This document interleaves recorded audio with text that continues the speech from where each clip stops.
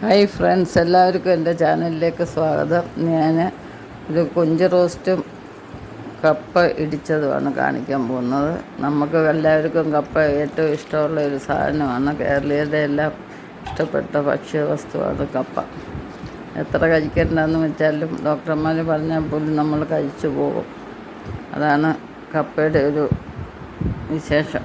കപ്പയ്ക്ക് വേണ്ടുന്ന ചേരുവകളാണ്: ചെറിയ ഉള്ളി ഒരു കൈ, ഒരു 5-6 വെളുത്തുള്ളി, ഉപ്പ് ആവശ്യത്തിന്, പച്ചമുളക്.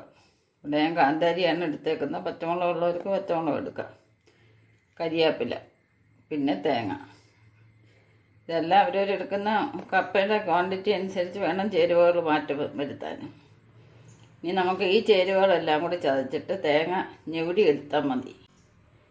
അരയ്ക്കുമ്പോൾ കപ്പ നന്നായിട്ട് വെന്തിട്ടുണ്ട്. വെള്ളമെല്ലാം കളഞ്ഞ് വെച്ചിട്ടുണ്ട്. ഇനി അതിലേക്ക് നമുക്ക് ഞെവിടി വെച്ച് അരപ്പിടാം. ജീരകപ്പൊടിയാണ് ഇടുന്നത്. അല്ലെങ്കിൽ ജീരകം പച്ചയ്ക്ക് എടുത്താലും മതി. ഇനി കുറച്ച് കരിയാപ്പില ഇടുക. പ്രത്യേകം ശ്രദ്ധിക്കുക, ഈ കപ്പയ്ക്ക് നമ്മൾ മുളക് പൊടിയോ മഞ്ഞൾപ്പൊടിയോ ചേർക്കാറില്ല.